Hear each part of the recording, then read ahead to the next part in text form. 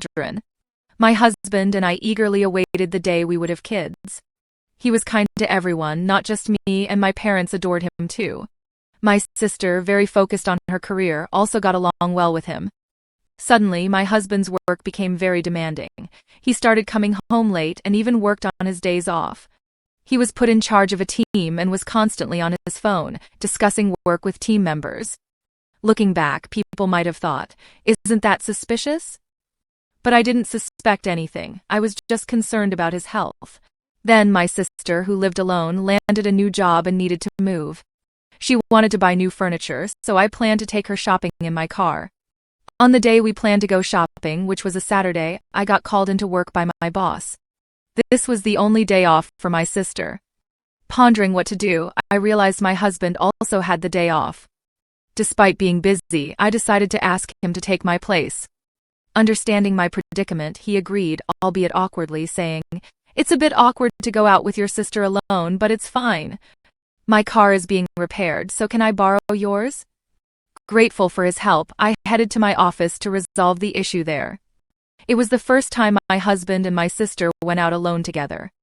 I wondered how they were doing and if they had found the right furniture. After settling the work issue, and as darkness fell, I took out my cell phone to invite my husband and sister for dinner. That's when I received a call from an unknown number. "Hello, am I speaking to Charles's family member?" A stranger asked. "Yes, I'm his wife," I replied. "This is the police. Your husband has been in an accident," the man, who identified himself as a police officer, informed me. He explained that the car my husband was driving had been in an accident and that both he and his female passenger were unconscious. I don't remember exactly what I did when I heard the news, but I rushed to the hospital. At the emergency reception, I gave them my name and was taken to the ICU. Through the glass window, I could see my husband connected to various tubes and wrapped in bandages, which made me very anxious about his condition. My mother, who lived far away, arrived later, and we spent a worried night together. The police provided more details about the accident during this time. They said Charles had been driving on a road with clear visibility when a car ran a red light and hit him. The other driver was seriously injured and was also being treated at the same hospital. However, the driver said that Charles's car had been moving strangely before the accident. The police were investigating whether my husband had fallen asleep at the wheel. Within a few days, my husband and sister regained consciousness, and the doctors conducted some tests. My mother and I were called in to hear the results. The doctors told us that although they would survive, they would likely have some kind of disability. Despite this, my mother and I were happy they were alive and hoped they would improve with rehabilitation. We didn't tell them about the possible disabilities.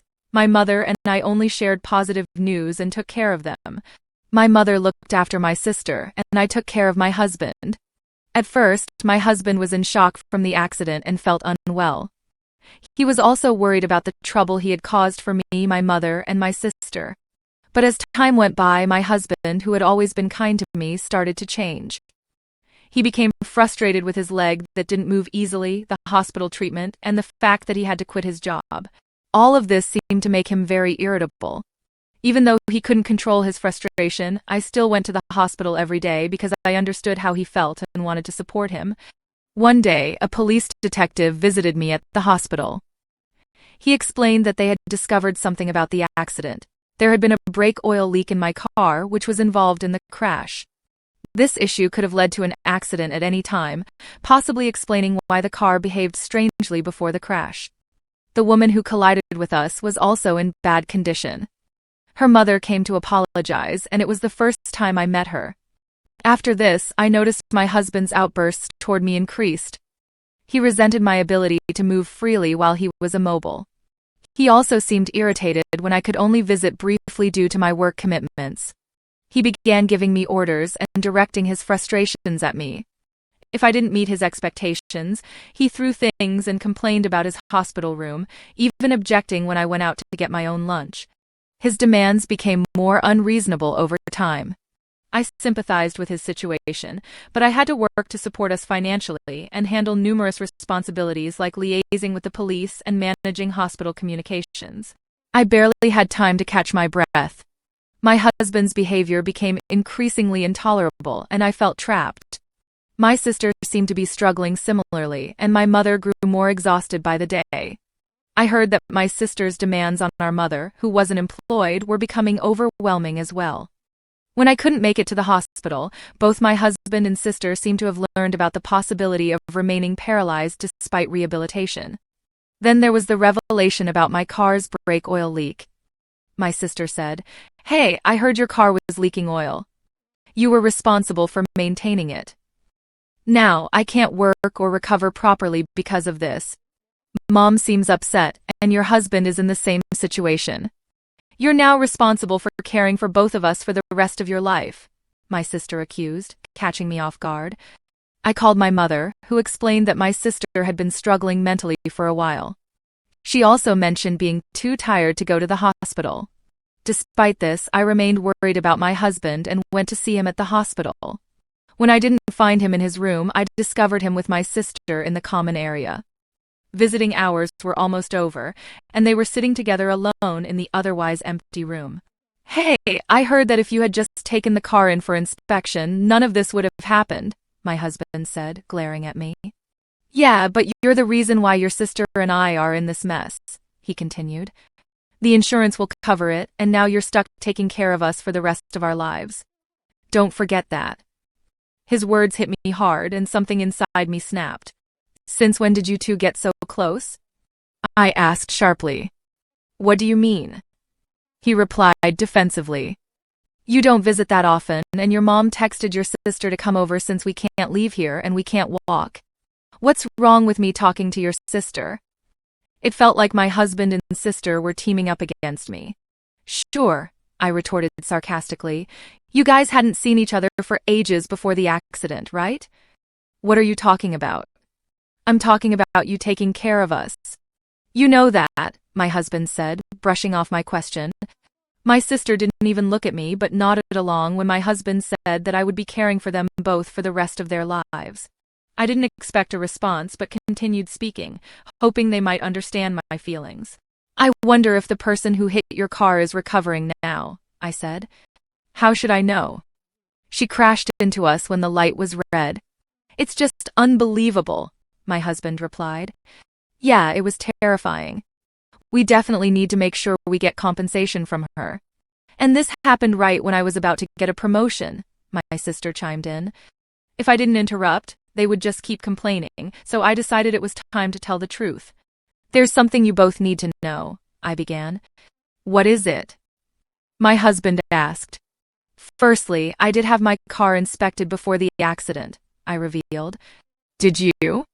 Then the dealership should be held accountable. They must have known about the brake oil leak," he responded. "I agree." So, right after the accident, the police contacted me. They wanted to determine the cause and asked to check my dash cam footage. But that old dash cam doesn't record audio, and it only starts recording after an accident, so it wouldn't show anything useful, he argued. "I understand your concern. However, you weren't aware that I had recently installed a new dash cam," I disclosed. My sister looked up in surprise. "What?" she exclaimed as the truth unfolded. My sister's face turned ashen. "I also installed an interior camera," I continued calmly. "Modern dash cams can start recording with even a slight jolt. The police have already reviewed the footage." My husband appeared bewildered, and my sister looked on the verge of collapsing. "You were hiding something, weren't you?" I confronted her directly. I don't understand," she stammered. "You tampered with the car," my husband started to panic. "How can you accuse my sister like that? You're talking to her as if she's your enemy." Suddenly, he fell silent, clearly shaken. I mentioned earlier that even a slight movement would trigger the recording. So many private moments between you two were captured. I was mortified when the police asked if it was my sister who was in the car with me. My husband turned pale. "You've been having an affair all this time." "I trusted you completely," I said, caught in the middle. My husband began to shift blame onto my sister. "Sandra isn't the only one responsible here." At that moment, the mother of the woman who had crashed into my car arrived at the hospital room. I had invited her to come over. Don't you have something to say to her?